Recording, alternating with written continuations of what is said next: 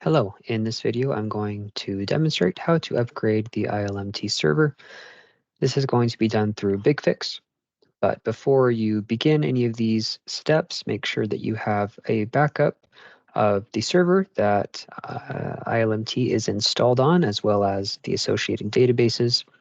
So the databases are TemaDB, the ILMT database, and then BES Reporting and BF Enterprise are the BigFix databases.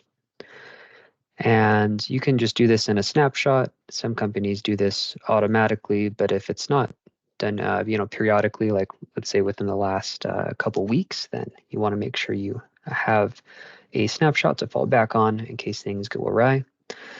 So if you do have a backup ready, then you can select this ID number 1002, and you can read through the description here.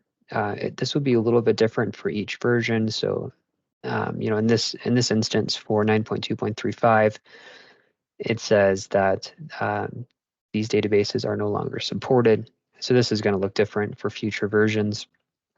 But you can read through this. It does talk about how it needs at least half a gig in temporary memory, or rather the temporary directory, and then 2.5 gigs where it will be installed.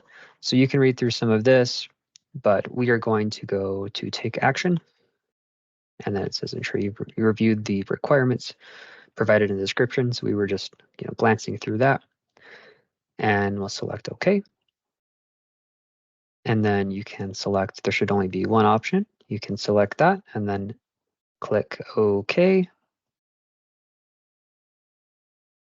And then simply wait for it to run. So this is going to download the new version onto the server, and it will also unpackage it and run the installation. So you can sort of see it's already starting here. It's unzipping right now.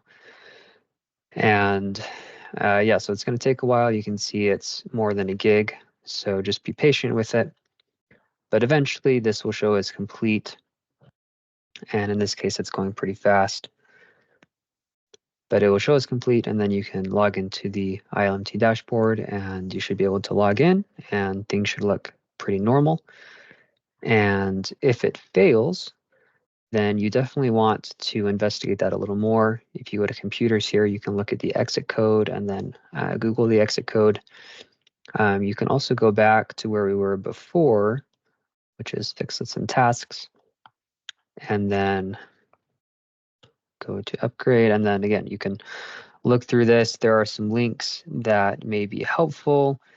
The release notes, and then in case of problems with the upgrade, see the product documentation.